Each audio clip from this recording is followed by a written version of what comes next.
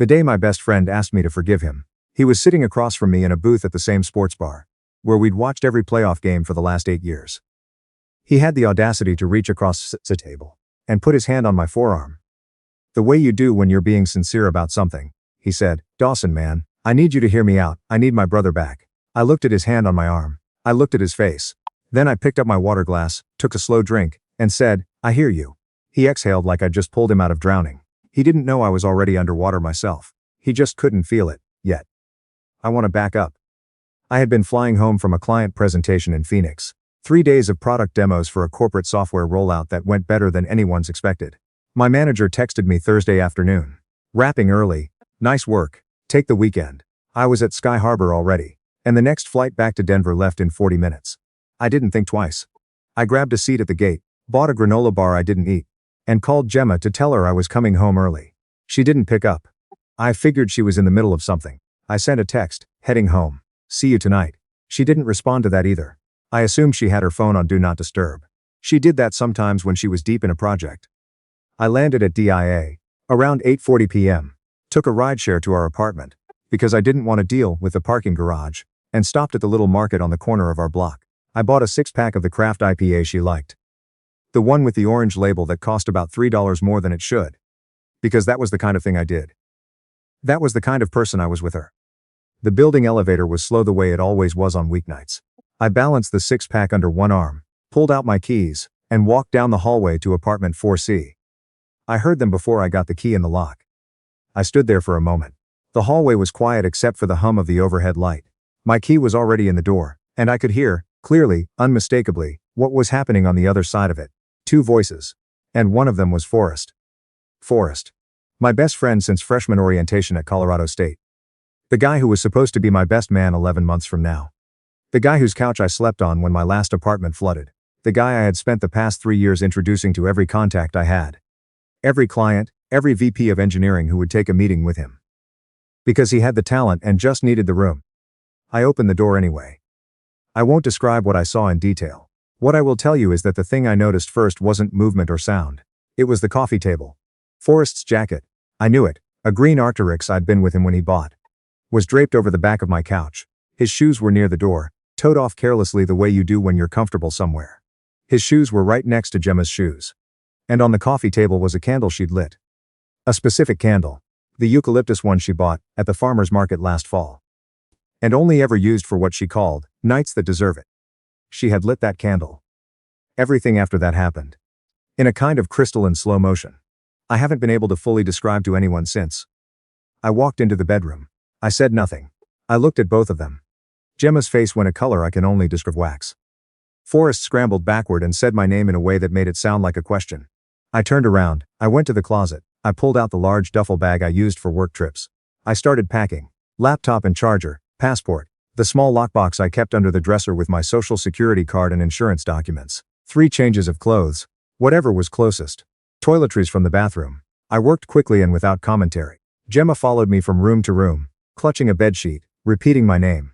I moved around her the same way you move around furniture. Forrest appeared in the doorway with his shirt half on and said, "Dawson, please? Just let us explain." I looked at him once. I said don't.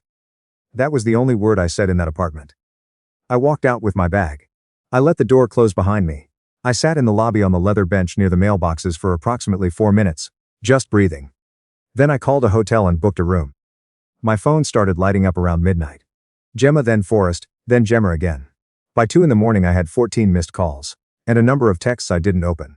I turned the phone face down on the nightstand and stared at the ceiling of the hotel room, which was beige, and had a small water stain in the upper left corner, shaped vaguely like Idaho.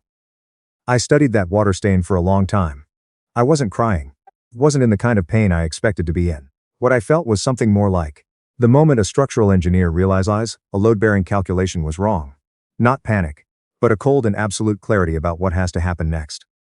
I opened my laptop at 3 a.m. I created a new spreadsheet. The friend group called it an intervention. There were 6 of us, me, Forrest, Gemma, and 3 others we'd known since college.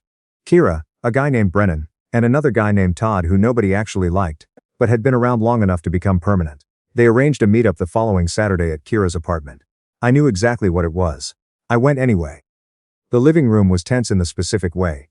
Rooms get tense when everyone knows what the meeting is about. But nobody wants to be the one to say it out loud first. Forrest sat across from me. Gemma wasn't there. They'd apparently agreed that was too much. Brennan kept looking at his hands. Todd was eating chips and pretending the sound wasn't happening. Kira. I want to be clear about Kira. She was the only one in that room who looked at me like I was a person and not a problem to be managed. She sat next to me and didn't say much except right at the start. You don't have to be here if you don't want to be.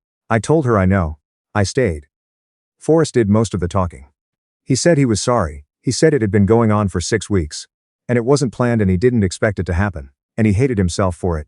And he'd cut off all contact with the Gemma, entirely, if that's what I needed. He said I was his brother, and nothing was worth losing that. His voice cracked once at the end. Brennan nodded along in the way people nod, when they've already picked a side, and want you to know it without saying it outright. Todd crunched a chip. I listened to the whole thing. When Forrest finished I said, I hear you. I need some time. Forrest exhaled. Brennan looked relieved. Kira, I noticed, did not look relieved. She looked like she was watching something that hadn't finished yet. I drove back to the hotel. I opened the spreadsheet. The thing nobody in that room understood was how much of Forrest's professional life I, quite quietly, invisibly built. When Forrest decided to leave his corporate IT job and go independent 3 years ago, I was the one who made it viable. I spent 4 months making introductions. I set up coffee meetings between him and 3 different CTOs I'd worked with directly. I vouched for him by name. Not a forwarded LinkedIn message, not a template email, but actual phone calls where I put my reputation on the line and said, this guy is exactly who you need. His first contract, the one that paid his rent for a solid year and convinced him he could actually do this, came from Hartwell Solutions, a mid-sized logistics company, whose VP of technology was a college contact of mine named Prescott. I made that call. I walked Forrest through the proposal. His second major client, Meridex Group, came through my company's vendor network. I had flagged Forrest internally as a preferred independent contractor and recommended him for a systems audit project. The project director reached out to him directly because I said he was the best available option. Gemma's freelance brand consulting business had 4 active retainer clients. 2 of them, both marketing directors, I'd met at industry conferences. Had only taken her call because I'd sent a personal recommendation first. I documented all of it. Every introduction, every referral, every phone call, and forwarded email and internal mention. I built the spreadsheet with the precision of someone who had spent 10 years as a software project manager, which is to say, meticulously, completely, without sentiment. Then I accepted the transfer offer. My company had been floating for 8 months. Austin, Texas, the company's fastest growing regional office. I'd been putting it off because of Gemma, because of the apartment, because of a wedding that was 11 months away. Now none of those things existed. I called my manager on a Monday and said I was ready. She had paperwork ready by Wednesday. 2 weeks later I was in Austin. I found an apartment on the east side. 2nd floor, 14-foot ceilings. A small balcony overlooking a live oak that was apparently over 100 years old. I bought a new bed frame, a new couch, a coffee maker I'd been eyeing for a year. Nothing in that apartment looked or smelled or felt like the life I'd left behind. I found a trail along Barton Creek for morning runs. I found a coffee shop on South Congress that opened at 6.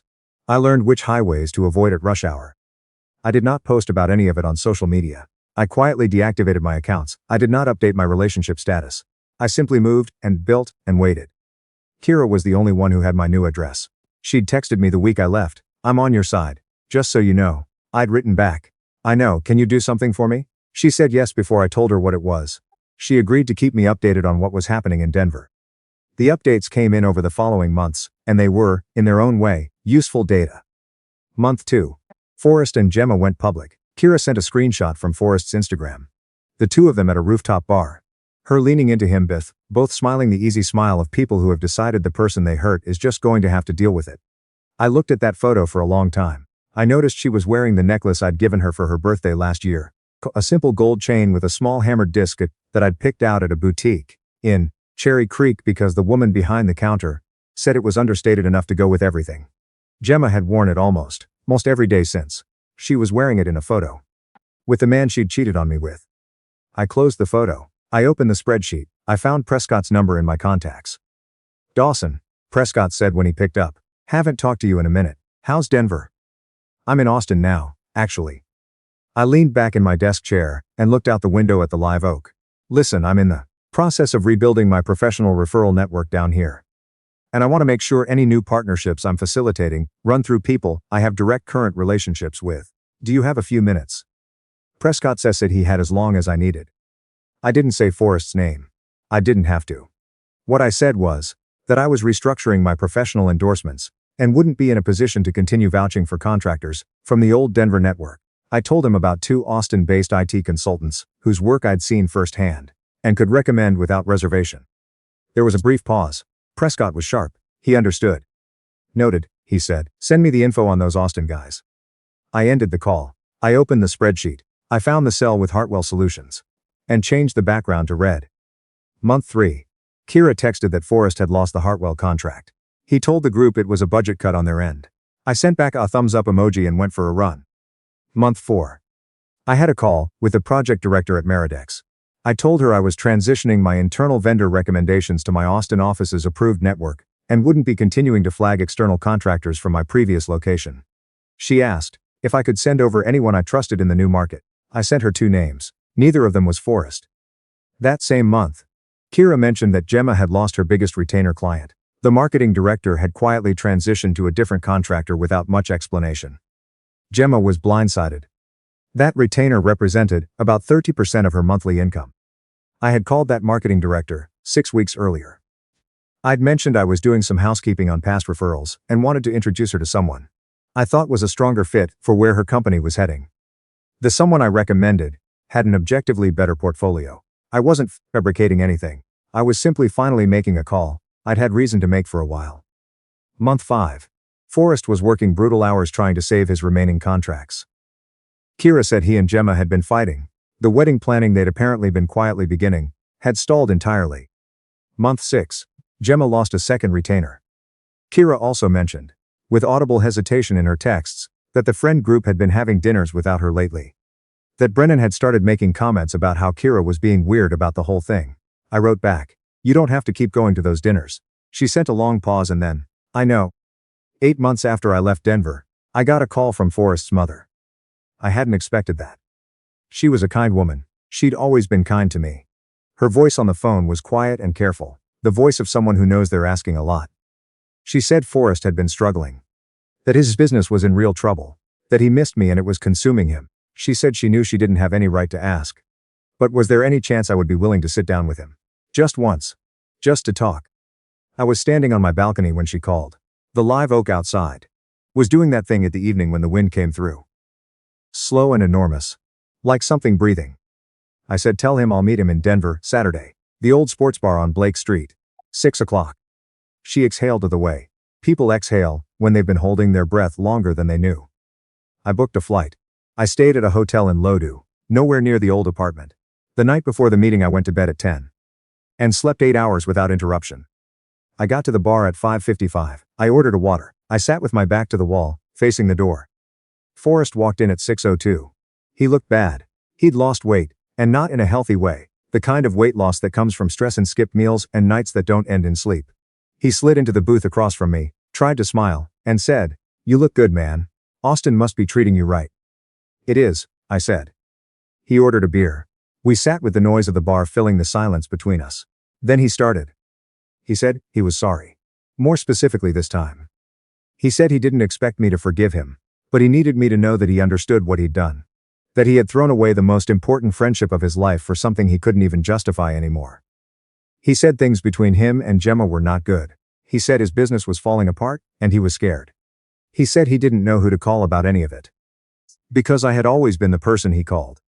He reached across the table and put his hand on my forearm. "Dawson, man, I need you to hear me out. I need my brother back." I looked at his hand on my arm. I looked at his face. I picked up my water glass and took a slow drink. I set it back down on the coaster. Then I said, "Okay, I'm going to talk now, and I need you to sit there and listen." He nodded. His eyes were bright and hopeful in the particular way of someone who has decided the conversation is going his way. "The Hartwell contract," I said. His expression shifted immediately. "I made that happen. Prescott gave you that meeting because I called him personally and told him you were the best independent contractor I'd ever worked with. I spent 20 minutes on that phone call. You billed Hartwell for 14 months, straight on the back of that one introduction." Forrest opened his mouth. "I'm not done," I said. He closed it. Maridex, the systems audit project. That came through my company's internal vendor network. I flagged your name. I am the reason they contacted you and not someone else. I watched the color shift in his face. Not anger yet. Something quieter. Something like the beginning of understanding. Gemma's retainer at Brennan Marketing Group, the one she lost in October. Her contact there first agreed to take Gemma's call, because I sent a personal email saying she was talented, reliable and worth the time. That email no longer reflects my current professional position. Forrest was very still. I want you to understand something, I said, keeping my voice level, because this was not about emotion. This was about clarity. For 3 years, I quietly built the infrastructure that made your business possible.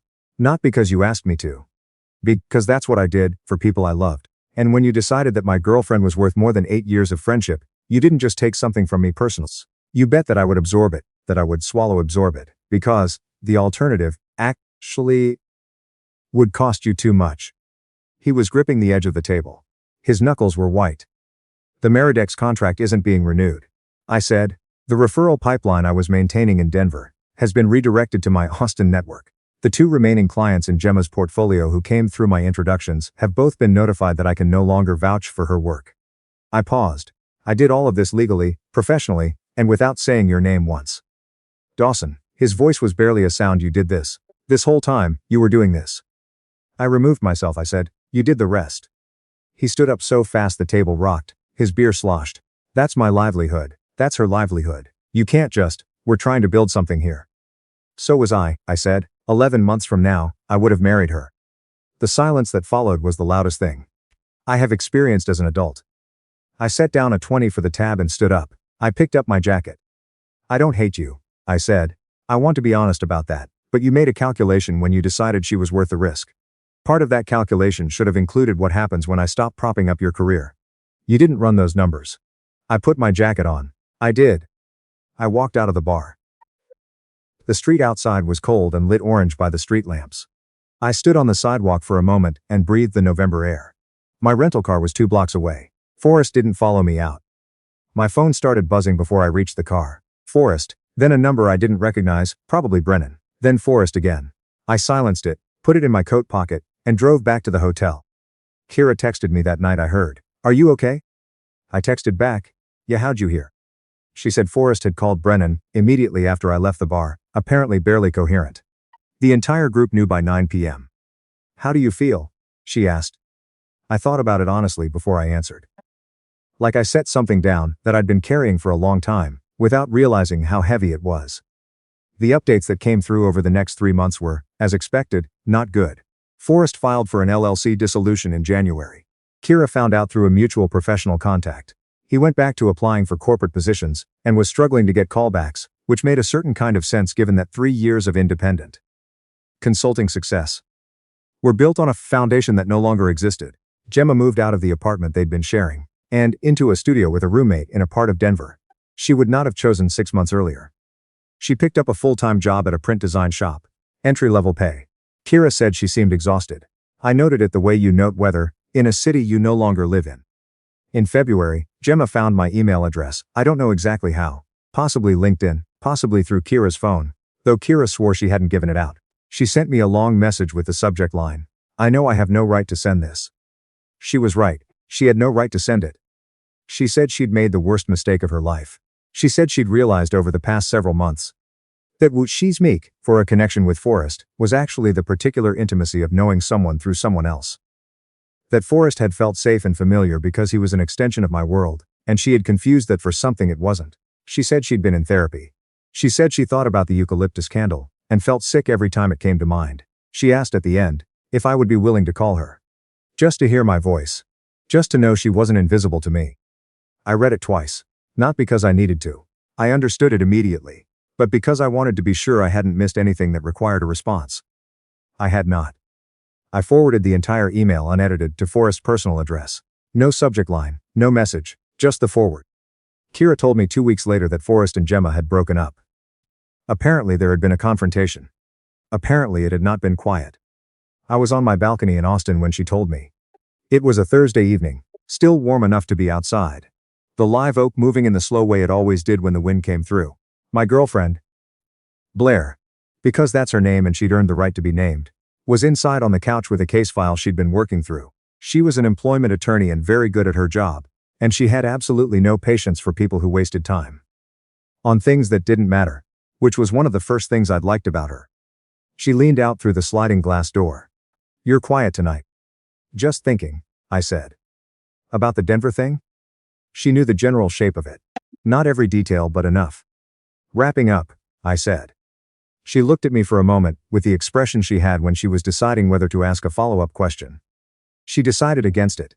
She went back inside. I looked at the oak tree. I thought about Forrest's face in the bar, when I said you didn't run those numbers. I thought about Gemma's eucalyptus candle burning. For a night it had no business deserving. I thought about the six-pack of IPA I'd left sitting on the lobby bench, with the best intentions in the world. I didn't feel triumphant. I want to be accurate about that. What I felt was the particular, hard-won quiet of a man who had finally stopped building things for people. Who never once stopped to ask how much it cost him. Kira sent one last message that night. "Brennan threw Forrest a birthday thing last weekend.